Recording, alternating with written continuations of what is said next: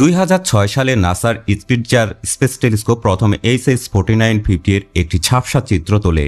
এর সর্পিল চেহারার জন্য বিজ্ঞানীরা এটিকে কসমিক টর্নেডো নাম দেন, কিন্তু এর শীর্ষে থাকা অস্পষ্ট বস্তুটি কি তা নিয়ে তারা নিশ্চিত ছিলেন না। এখন জেমস ওয়েবের উচ্চ রেজলিউশনের চিত্র এই রহস্যের সমাধান করেছে।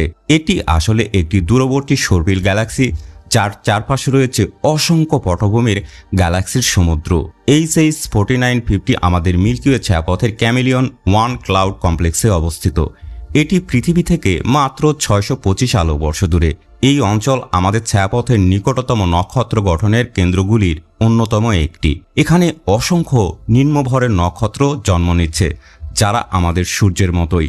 বিজ্ঞানীদের মতে এই পরিবেশটি আমাদের সূর্যের জন্মের পরিস্থিতির সঙ্গে একদম মিলে যায়। জেমস ওয়েব স্পেস টেলিস্কোপের উচ্চ রেজলিউশনের চিত্রে আমরা দেখতে পাই উজ্জ্বল হাইড্রোজেন, কার্বন মনোক্সাইড এবং উত্তেজিত ধূলিকণা কমলা ও লাল রঙে আলোকিত। একটি প্রোটোস্টারের জেট প্রতি সেকেন্ডে 100 থেকে 300 কিলোমিটার গতিতে আমাদের থেকে দূরে সরে যাচ্ছে। HH4950 চিত্রে চাপ আকৃতির বৈশিষ্ট্য দেখা যায়, যা একটি দ্রুতগামী নৌকার পানির ঢেউয়ের মতো। এগুলো জেটের উৎসের দিকে ইঙ্গিত করে। বিজ্ঞানীরা সন্দেহ করেন CED110 IRS4 নামে একটি প্রোটোস্টার এই জেটের উৎস হতে পারে।